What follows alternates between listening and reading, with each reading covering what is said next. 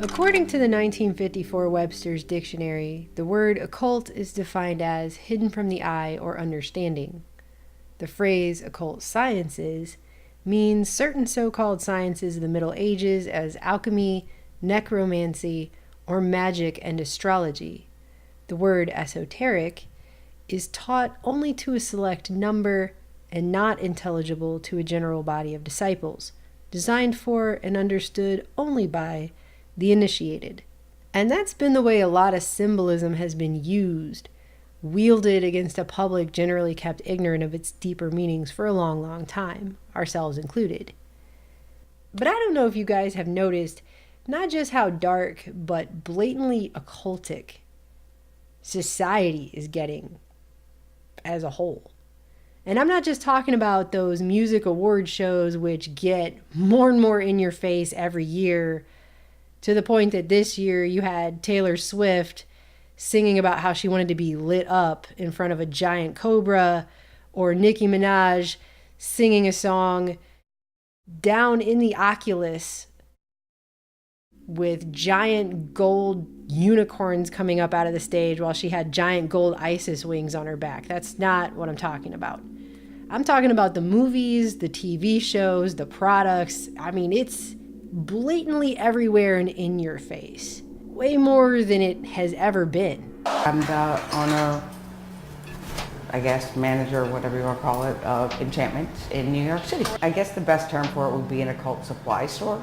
We don't do spells for people, we sell them the ingredients to do them themselves. You are going to use witchcraft against Justice Kavanaugh. Yep. What is the ritual that you are undertaking?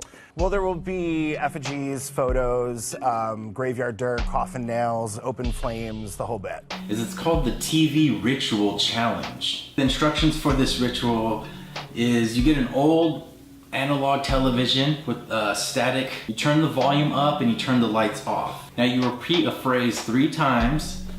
I ask all those who wonder about this world manifest. Hail Satan! Hail Satan! And I believe, for me, that being a Satanist is about trying to continually advocate for people. Satanism is a love affair with the self. I mean, with artificial intelligence, we are summoning the demon. And these things that we're summoning into the world now are not demons, they're not evil, but they're more like the Lovecraftian great old ones. And you have to use a lot of intuition about how to craft them. It's a bit more like a black magic than sort of science at this point, but it's really fun. And we're all being acclimated to this en masse. Ideas that used to be considered occult are now not just being normalized to the general public, but proselytized all over the place to the public in ways that I can only believe because I saw it for myself in 2018, just the level that we're at now. And it's getting to a point where every year we're asking ourselves, how much more blatant can this possibly get? To start, I want to show you guys, just for one quick example, Wikipedia, the definition for Luciferianism. If you've ever looked this up on Wikipedia, it's been defined in a way that makes it sound like, of all belief systems humans could possibly have, this one is the best possible one.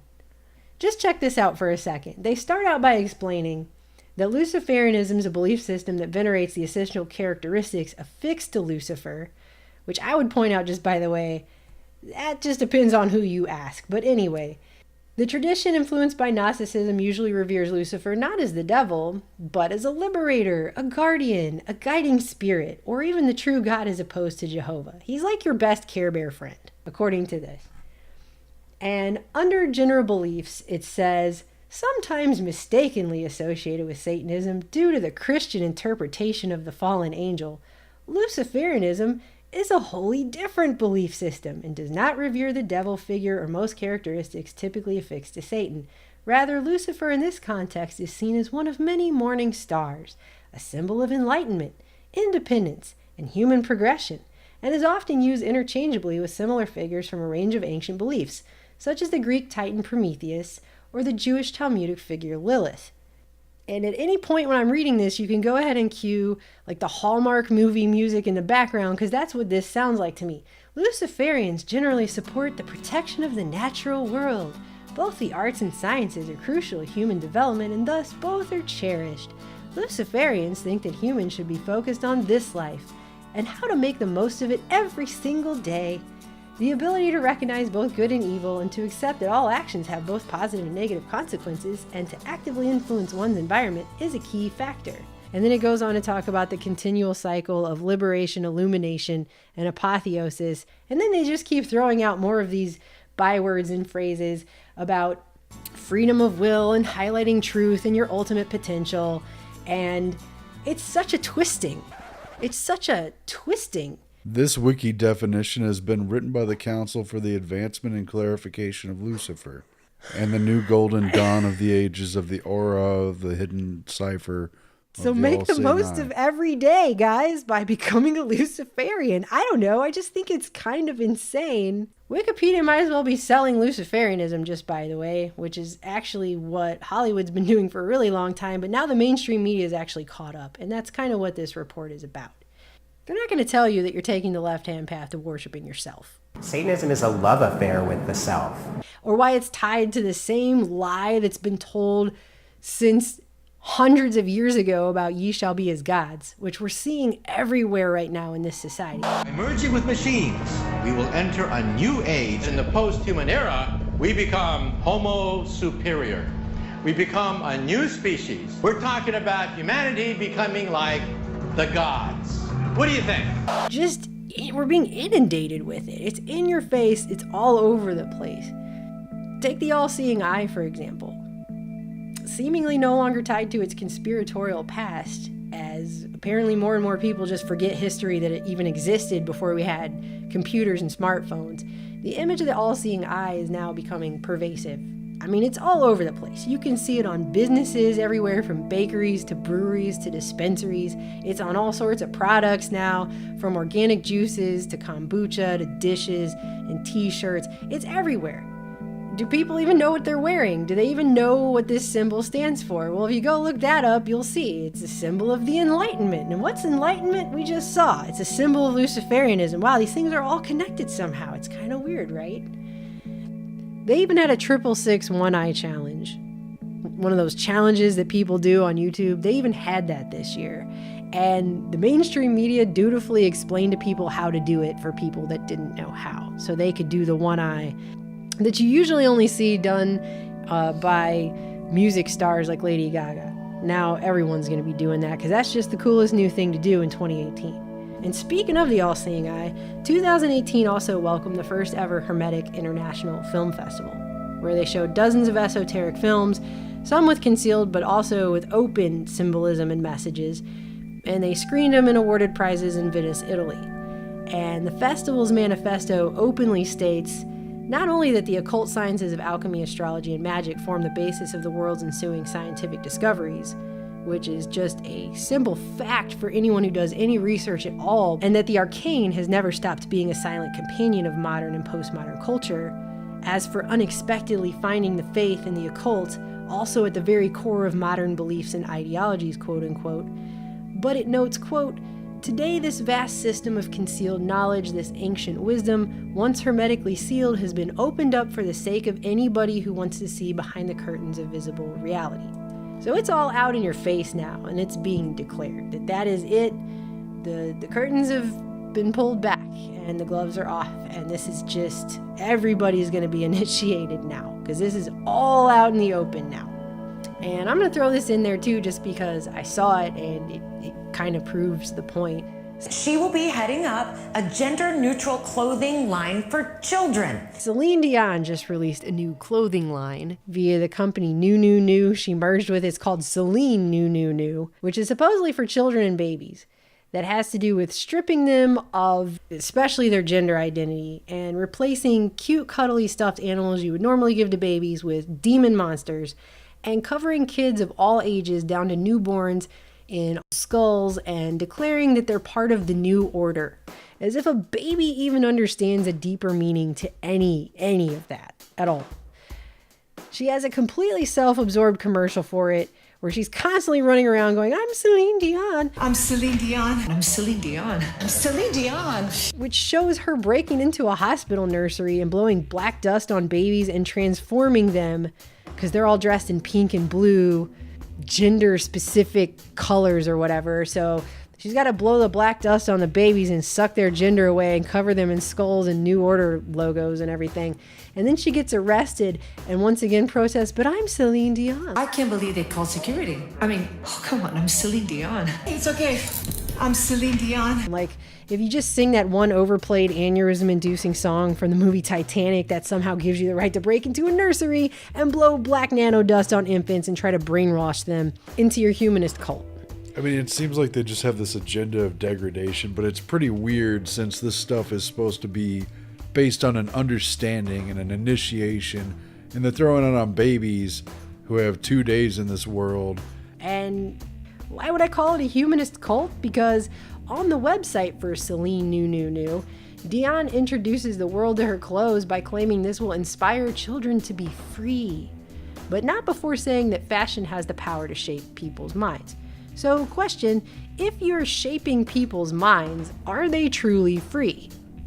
The About page openly admits that her clothing brand is meant to serve as a platform for, quote, a new humanistic education. Without going off on a long tangent about humanism and the people behind it, let me just say that humanism is the human-centered religion.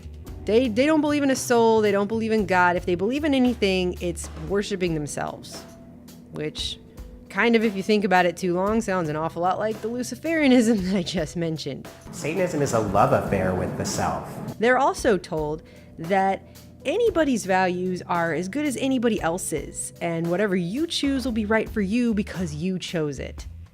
Which might sound good for you if you're just only thinking of yourself for about 5 seconds, but if you take that out to its logical conclusion, what you're really talking about is an Aleister Crowley-like belief in doest thou wilt.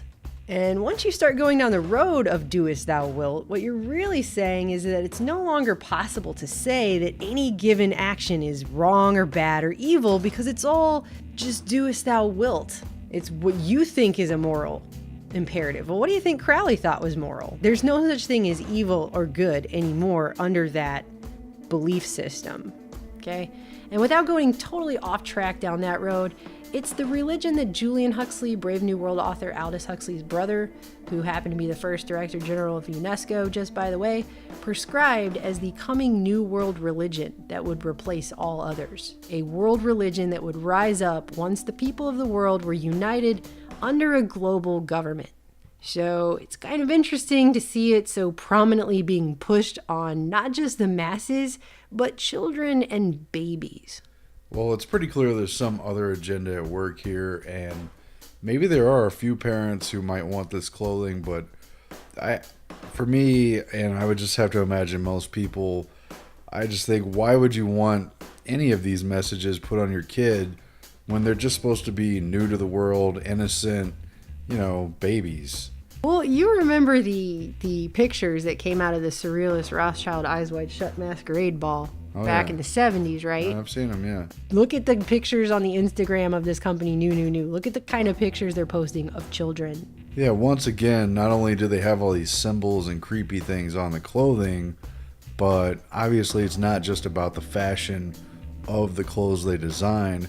It's somehow about getting children and toddlers to wear demonic, masks and weird antlers and horns, and it's obviously referencing something very occultic and probably very dark. And just on a side note, why are they telling Celine Dion she should design clothes anyways? I mean, these kids look depressed wearing these clothes. I mean, look at the faces that these kids are making in her clothes on this website. See these kids? Could they look more depressed about having to wear these clothes? What is this? I mean, this girl actually looks outraged that she has to wear this baked potato wrapper jacket. I don't know what this is. I don't even know. Look at that. That is the kind of face you make when you literally couldn't even find a fiber within your body to care less about anything, let alone whatever those pants are. Look at this kid. See that face right there? That is the face of a kid who's old enough to at least recognize that that is not how the alphabet goes. He looks like he's asking to be dressed in something else. Look at that. Look at that. That's like a baby having a midlife crisis. These kids look sad. They look like they're being forced to do this. It's kind of hard to look at. Celine Dion has been shown in studies to cause depression, especially in people under 18. Guys, relax, easy. I'm Celine Dion. And that's the thing about these stars now. It's gone beyond just I'm famous, so do what I say or think how I think or dress like me. It's taking on a new form of deification to a level that I've never before seen. This summer, we went to see a Smashing Pumpkins concert because when I was a teenager, that was one of my favorite bands, and I didn't go to a lot of concerts. I never really did. And Aaron's never been to a Smashing Pumpkins concert. So this summer, they all got back together. We thought, well, why not? We'll go see a concert. And this should tell you how little I obviously understood anything about symbolism or the hidden meanings of anything as a teenager. The concert starts out with Billy Corgan singing the song Disarm to a slideshow of pictures of himself as a kid. And in some of the pictures, he's got 666 written across his forehead. But then later in the pictures, now he's lighting up his third eye because he's illuminated and he's calling himself the Christ child.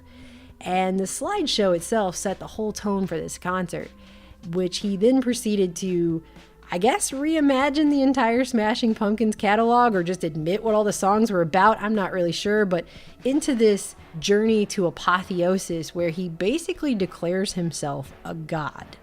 In another song, he used 2 giant video screens to project an image of his head with multiple cobras protruding out the back of it, slowly merging with a female deity, and they merged together. He projected images of himself on tarot cards. There was just a ton of religious and illuminated symbolism all over everything the whole time, song after song.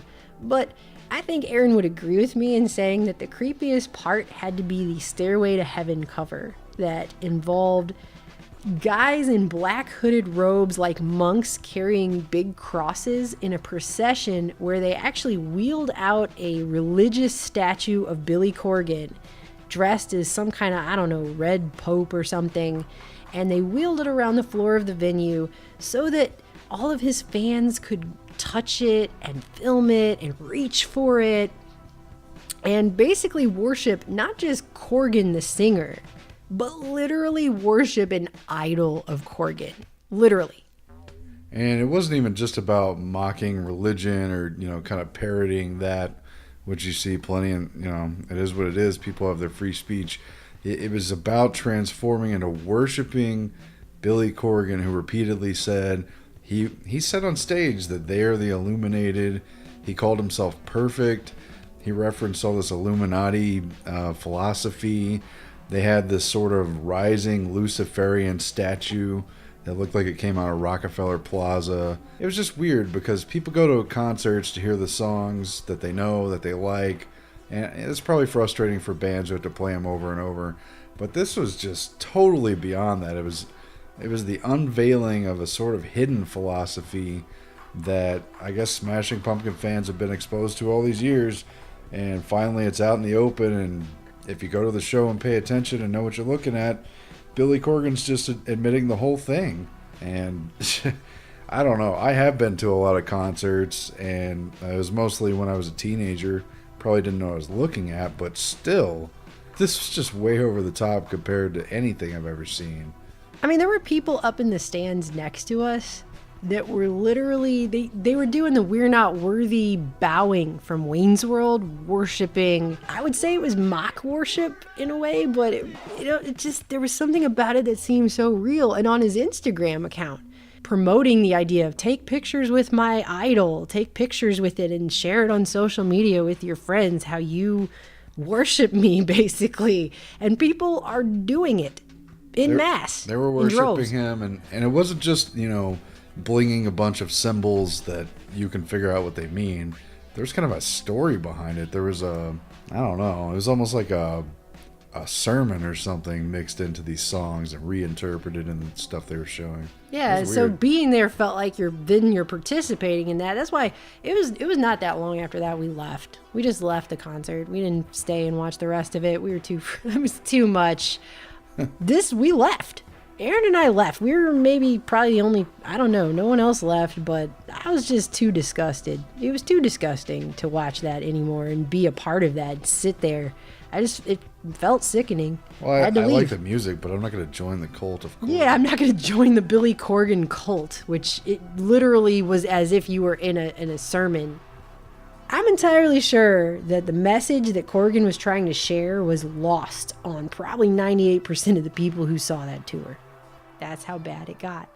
And Corgan is not the only star who is essentially deified himself. Like, this is the new thing now. This year's Met Gala, for example, 2018 Met Gala theme, which was completely approved by the Vatican, just by the way, of course it was entitled Heavenly Bodies, Fashion and the Catholic Imagination, which was supposedly designed to, quote, create a dialogue between fashion and the masterworks of religious art. And in fact, the Sistine Chapel sacristy loaned out papal garb for this event, which had never been seen outside of the Vatican for any other reason. So they thought this was the moment for that. This was the time.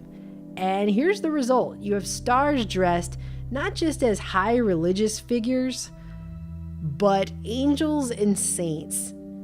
And Sarah Jessica Parker wearing a full nativity scene as a decoration on her head. And of course, the whole shebang just wouldn't have been right without Madonna showing up in a black dress with a giant cross on it, wearing a crown of crosses on her head, so she can hang out with a bunch of guys in hooded robes and sing like a prayer. I wanted to come in on a cross, but I think that was a bit extra for the Met. And people like Mitt Romney pay $30,000 to attend this thing, and you have all the paparazzi there, and the mainstream magazines are selling it to everyone as glamorous in the grocery store checkout aisles. Jesus, we see you, buddy! Jesus and Mary! Jesus and Mary! So that shoppers can then idolize stars who have literally deified themselves. It's above and beyond. And the other thing that's gone on this year is that witchcraft has now gone totally mainstream. It's completely mainstream now. And the mainstream media is right there dutifully selling it as a hip, trendy, powerful thing to do, with no downsides, apparently. In fact, 2018 was declared the year of the witch. They have this argument which it makes sense superficially if you don't know how much of history has been pushed along and manipulated in the background. But the argument they're making is that during the Industrial Revolution, there was a rise in spiritualism and you had all those people doing seances. Then, as a response to the turmoil of the 60s and 70s with the Vietnam War and all of the rioting and stuff like that, that gave birth supposedly to the New Age, according to this line of talk, which is actually completely untrue. If you look into the Luciferian Lucis Trust, you'll find out way more on that. It's been around for quite a long time. New Age did not just suddenly spring up in the 60s and 70s. But anyway, and now that we're in the era of Trump and the rise of the Fourth Industrial Revolution, you have an entire generation that's been defined as losing hope politically and economically, and thus, in a society that's largely otherwise done away with God, the millennial crowd is now turning to the occult and witchcraft to regain a feeling of control. And again, never mind that all of society has been purposefully engineered and steered in this direction for a long, long time, but it's also converging with this hashtag #MeToo feminist movement, which is saying that women also feel disempowered by the patriarchy and the system. So in order for women to get back their sense of power, they're all turning towards witchcraft and the occult also, so they can assert power over the patriarchy or some such explanation along those lines. So what you actually had toward the latter part of 2018 was article after article making it clear that we're not just seeing a revival in occult practices, but you have articles straight up selling witchcraft, promoting it as an answer to an array of life's problems, such as mainstream publications like Esquire, which had a piece which ends with a ploy of why wouldn't you want to be a witch? because, quote, "The promise of witchcraft offers instant gratification. It's the glamorous answer to taking power into one's hands and working alongside like minds to heed bankable results outside of protests or voting. And access to that alternative reality can be an important escape, especially since, depending on your own beliefs, you can find truth in it. After all, what's the harm in hexing? Why not form a coven? Why shouldn't we entertain signing the Book of the Beast in order to bask in immortality? At the most, you might stumble upon an alternative reality defined by demons and goats. Or at least that's how we'll look back on 2018 when charting the evolution of the occult in our movies and TV shows. At most, you might stumble upon an alternative reality defined by demons. I think that's a pretty bad deal. I don't think that's something people want to stumble upon. And that's the thing. They're selling this all to people as if it has absolutely no spiritual consequences whatsoever. Because all these Pew polls are showing that, God has been pretty much removed from society altogether, and so there's this vacuum that needs to be filled, and this is the answer they're selling to people right now, is witchcraft and the occult and Luciferianism. And I'm saying that if you actually do research into history, this is why history is so important. Back when I was in high school and used to say, why do we have to learn all this old stuff? Why does it even matter? Because if you forget history, then you don't have any context for what's actually going on. This has been the plan for a very long time for the society we're living in. This didn't just happen. This is being pushed in this direction for hundreds of years. And if you want to see more on that, you can watch Aaron's recent report on the Bavarian Illuminati. And not by churches, but by the wisdom of man. Much of it based on the old pagan systems, and all working towards what they considered to be a new world order, or a novus seclorum of the ages. And what their whole situation was, and their goals, and what they were striving for. But I will say, they haven't removed God altogether, because TBS is now going to release a new sitcom about how God, portrayed as a burned-out alcoholic by actor Steve Buscemi, decides to destroy the world because it just sucks, right? So a handful of angels have to go save the world from burned-out alcoholic God. So how's that for a twist? Anyway, the point is the occult is openly, fully being sold to the masses now.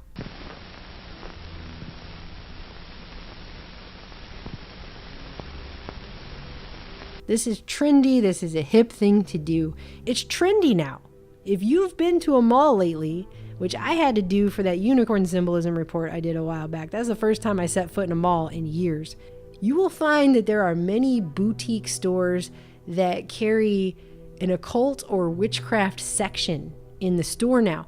Of course, they don't call it that. They actually refer to it as being free-spirited or something like that. But you have unoriginal stores everywhere trying to be edgy and cool, Urban Outfitters and Spencer's, and they're selling witchcraft books and tools like they're just selling people another t-shirt or bumper sticker. The makeup chain Sephora this year even tried to sell a starter witchcraft kit. But it was poo-pooed. Not because it's wrong, by the way, to indoctrinate a bunch of young girls into occult practices that they couldn't possibly understand the ramifications of, but because practitioners of the craft came out and were outraged that the store was attempting to appropriate their traditions. And so that's rude to do. So that was the backlash on that. But the buck stops on the screen, because the kinds of movies that are coming out now, I don't even think some of the stuff that's coming out now in films would have been allowed even 10 years ago. Definitely not when I was a kid. My mother took my 10-year-old to see the new Jack Black film, The House of the Clock in Its Walls, a couple months ago, thinking it'd be a funny movie for kids because the plot revolves around a 10-year-old who gets to go live with his zany uncle, Jack Black. But the rest of the story is that Jack Black is a warlock, and he ends up teaching the 10-year-old how to also become a warlock via spell books with pages that look like they were taken straight out of Manly P. Hall's The Secret Teachings of All Ages. So you have real symbols being used. They're not making it up. They're not using fake made-up stuff for the sake of Hollywood. They're using real stuff.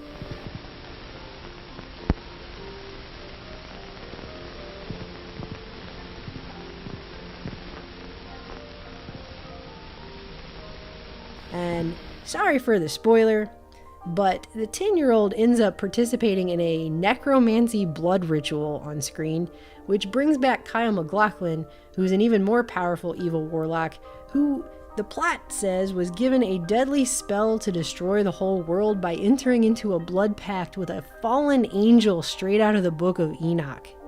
Okay? They're not even trying to make stuff up. They're talking about these things. And not to spoil it for you even more, but in the end, the kid defeats Kyle MacLachlan and gets back at his bullies with magic, and then gets the girl, because he's a cool warlock now. Which I personally think sends a much more blatant, straightforward message to today's kids in one film than all 7 Harry Potter books and the ensuing movies ever did. They didn't just imply that he learned all this magic, the audience learned it too, at least in as much as subliminal messages go straight into your brain's register, and they just flash through a bunch of, like you said, real occultic symbols, and now the audience has those in their brain, including kids and everybody, just as the characters in the story do.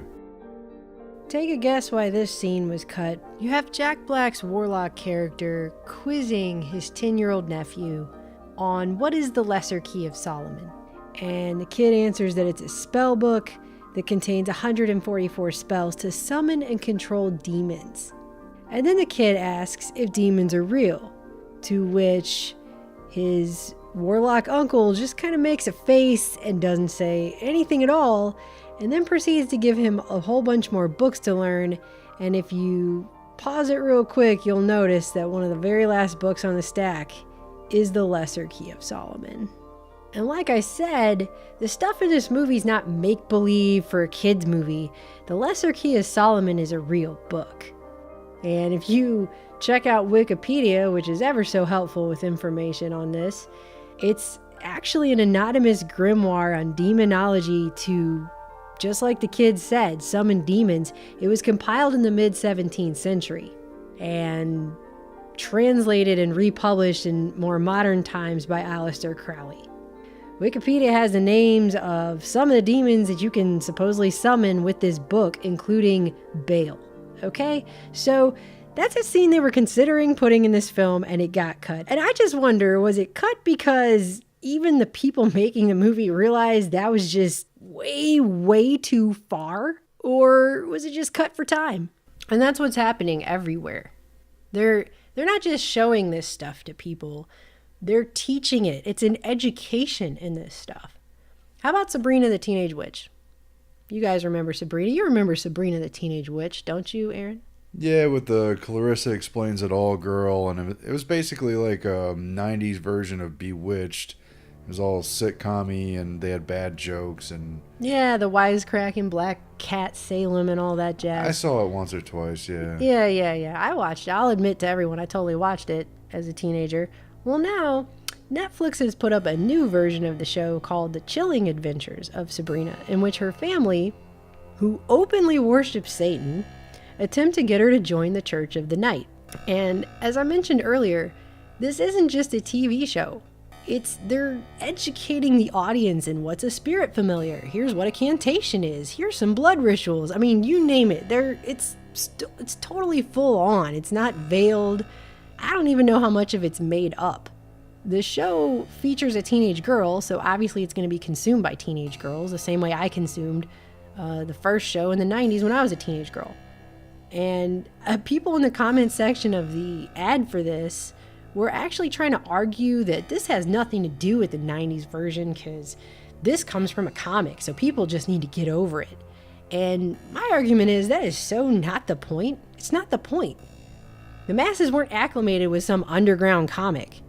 So it's what gets put on major platforms like Netflix and put in movie theaters and distributed for millions of people to see. That's what the population gets programmed with. And there was blood rituals right in the first thing. In fact, here's the thing about that. There are so many blood rituals on TV now.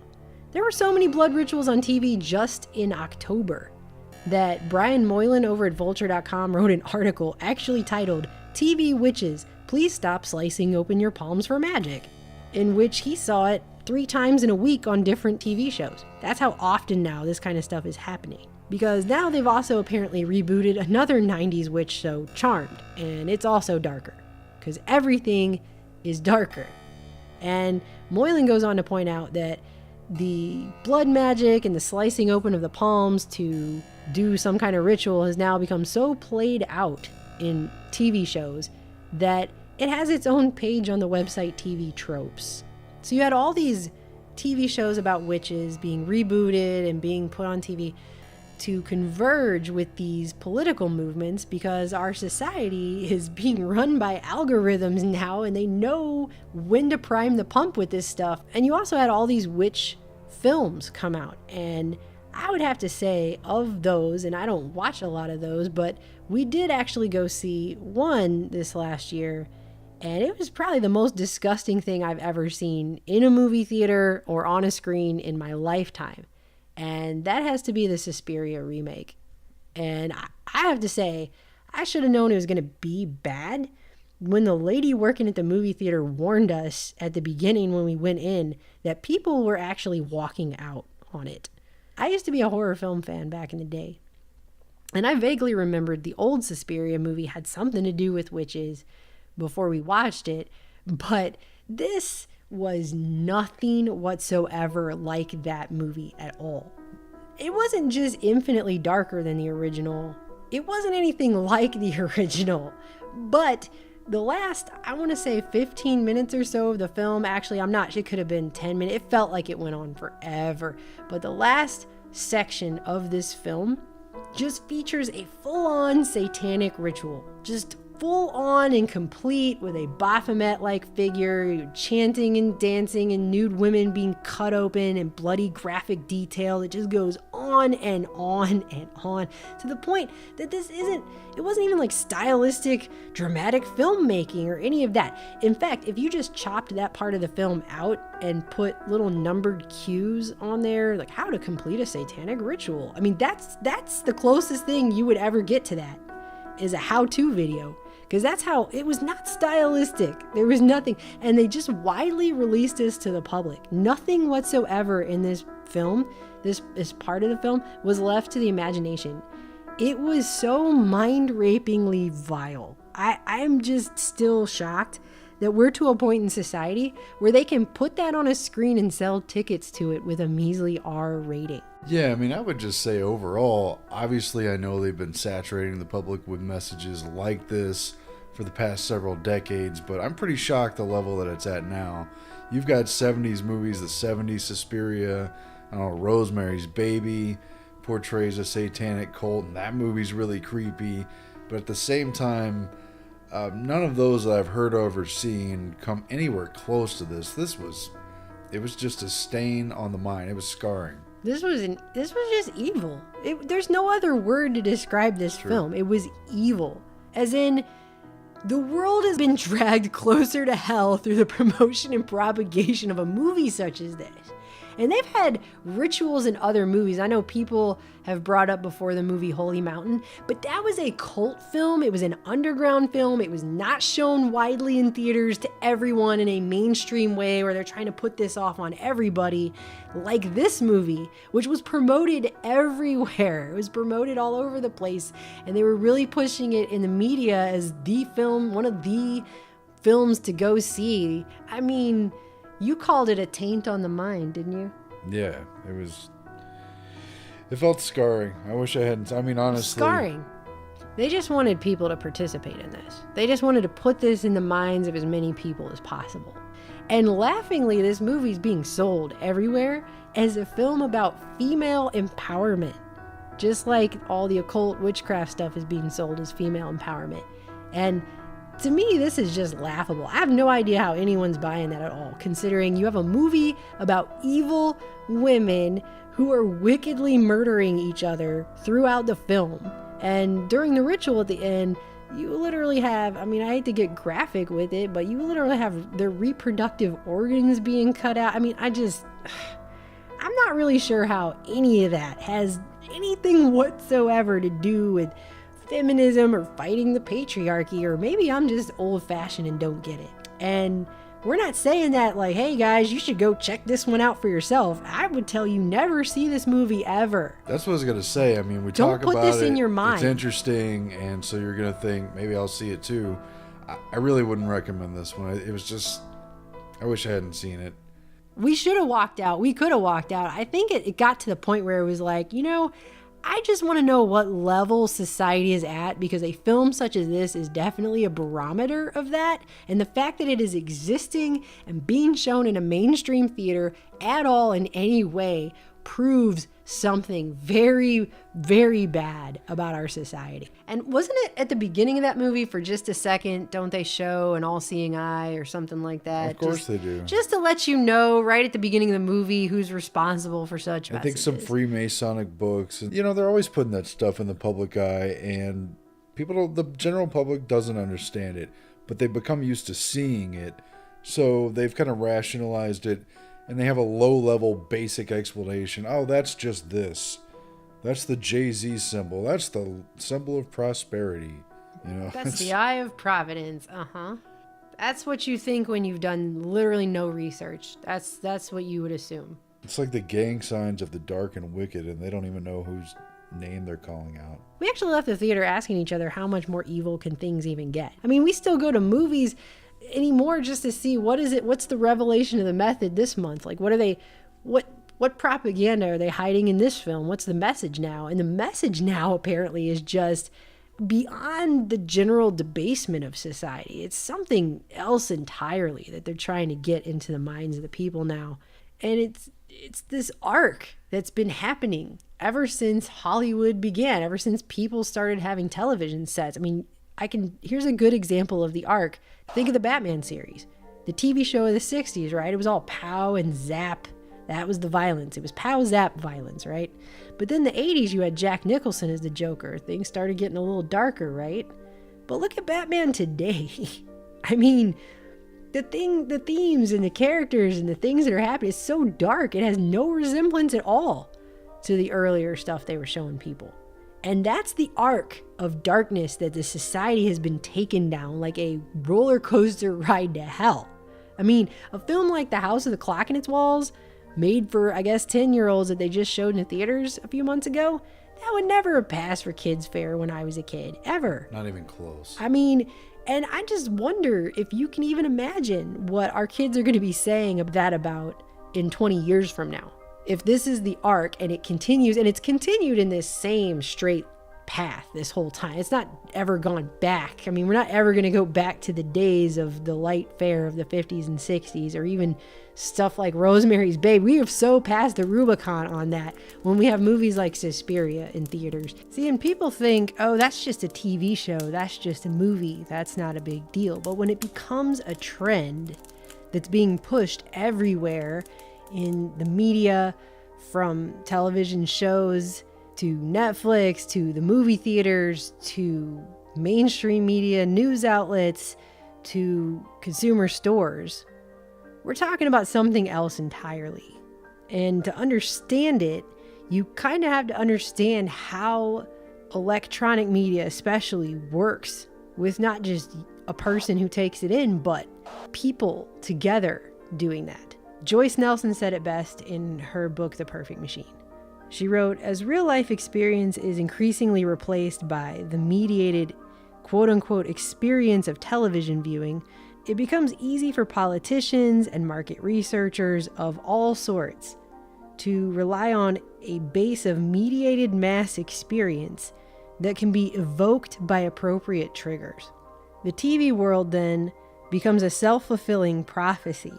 The mass mind takes shape, its participants acting according to media-derived impulses and believing them to be their own personal volition, arising out of their own desires and needs. In such a situation, whoever controls the screen controls the future, the past, and the present. So what kind of future is being built here with all of this symbolism that's now crescendoing, and these systems of belief with deep spiritual implications that are being put off on everybody? It's a question worth asking, because this is everywhere. I mean, we're seeing it all over the place, and in 2018, it was just insane how much of it there was.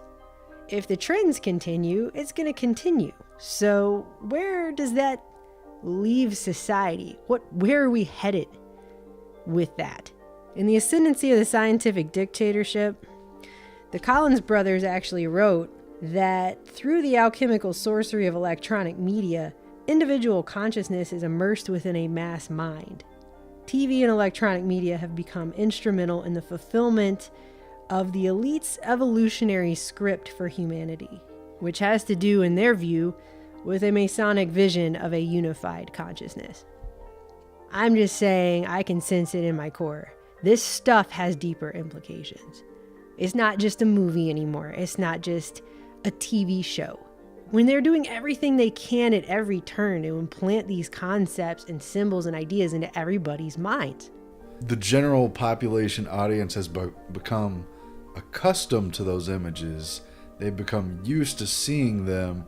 They've accepted their presence, but their deeper understanding of what they mean and what they represent has not accelerated at the same pace. So they've just come to be sort of familiar with some rather dark entities who are kind of their neighbors and bedfellows now, without any real understanding of what's been ushered in. And that's even more horrifying than the actual things they're putting on screen. They're intent on indoctrinating everyone into something that I think most people understand very little about at a time when people are perhaps the most spiritually unprotected that they've been in modern human history. So that is what is going on right now. I've never seen anything like the things we're seeing now. The gloves have come completely off, and that counts, 7 years now of covering the kind of things they show in Super Bowl halftime shows and things like that. But it's never been anything like what we just saw in 2018. It's not even symbolism really anymore. It's just blatant. I mean, the occult has gone full-blown mainstream. It's not hidden anymore. So it's not even technically a cult anymore. And society is being openly initiated. And 2018 is proof.